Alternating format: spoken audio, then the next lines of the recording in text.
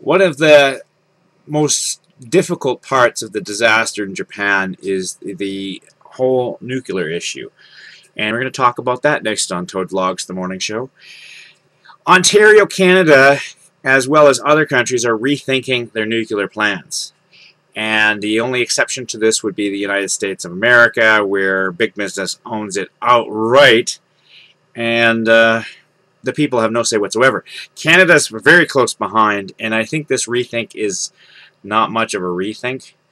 We'll have to wait and see. But the fact is, in Japan, an earthquake followed by a tsunami wiped out the backup power, which didn't allow them to cool down the nuclear power plants properly, and it's causing a near meltdown on 4 plants there. And Japan is not a third world country like Russia was, where there was no safety measures or anything like that. So it's very concerning to the rest of us who are also first world nations. How safe are our nuclear power plants to natural disaster? And to be honest, I'm not convinced that they are safe. You know, nuclear power may be one of the most clean energy sources we have, but a disaster just doesn't go away. Yeah. And Ontario is just as susceptible to all kinds of disasters.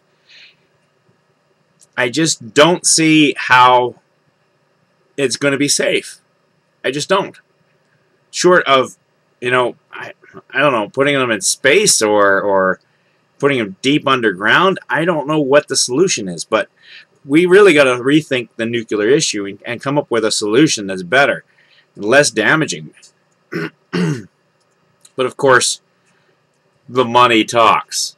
So I doubt sincerely that there's going to be any changes whatsoever to Canada's nuclear power stations.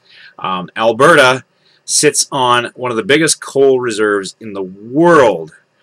And so our power comes mostly from coal because it's cheap. It's the dirtiest power there is, but it's also the cheapest.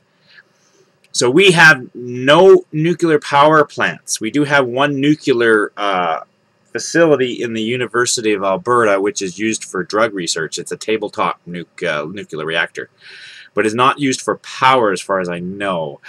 Maybe they use a little bit of power off of it, but yeah. So Ontario, yeah, you got to rethink it. You got to because what it comes right down to is politicians and business people do not have the people's interest at heart. They don't. They're only interested in money. So we need to have a separate individual organization that only reports to the people, that does not get any funding whatsoever from the businesses, and the government, once set up, leaves it alone. You know, a watchdog. That's what we need. And unfortunately, that's not going to happen in Canada. Anything has got, you know, it's all about money. That's all it's about. And it's never about public safety. So yeah, so Ontario could be in trouble with a natural disaster, but we don't know. And we probably never will.